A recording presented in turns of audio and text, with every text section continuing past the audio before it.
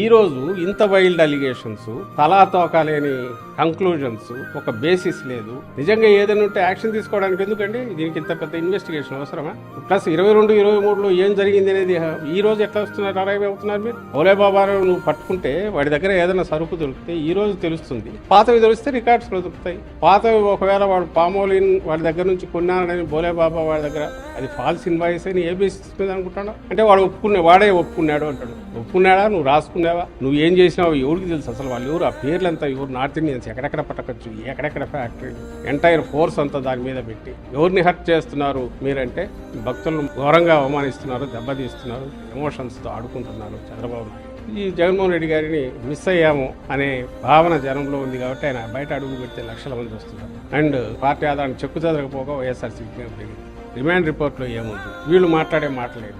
అవి చూస్తే వెగటు కలుగుతుంది, జనం భరించలేని పరిస్థితి వచ్చింది. వైఎస్ఆర్సీపీ హయాంలో సిస్టమ్స్ ఇంకా ఫైన్ ట్యూన్ చేసి పెట్టారు.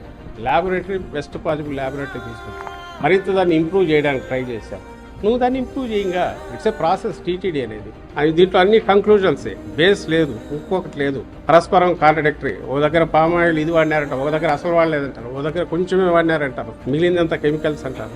అడ్డగోలు వాటికి సమాధానాలు ఇవ్వలేవు. అట్లనే మౌనంగా ఉంటే కొడుతూనే ఉన్నారు. So we want to clear it. TDP హయాంలో రొటీన్ అక్కడ అడ్మినిస్ట్రేషన్ 10, 12 సార్లు, 14 సార్లు, మేము 15 సార్లు, 16 సార్లు చెక్ చేస్తే దానికి తగినంత లేనప్పుడు రిజెక్ట్ చేస్తూ వచ్చారు. టీడీపీ దానికి మా దానికి వచ్చేసరికి ఏదంటే క్వాలిటీ ల్యాబ్ టెస్ట్లు ఇవి నంబర్ పెంచారు.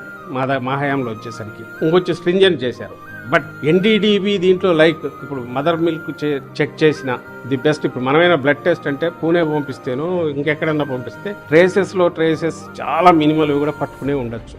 అలాంటివి ఎన్డీడీబీ దగ్గర ఉంటే అక్కడికి పంపిస్తే మదర్ మిల్క్ చేసినా కూడా మనం తినే ఫుడ్లో పెస్టిసైడ్స్ ట్రేసెస్ వస్తాయని సైంటిస్టులు అంటున్నారు. దట్ డజంట్ మీన్ అవి హార్మ్ చేసేవి కాదు, అది ప్రాసెస్ ఆఫ్ న్యాచురల్. అలాగే యానిమల్స్ కన్నా గడ్డి తినేవి పెస్టిసైడ్స్ ఇవి ఉంటే అది ట్రేసెస్ వచ్చే అవకాశం ఉంటుంది.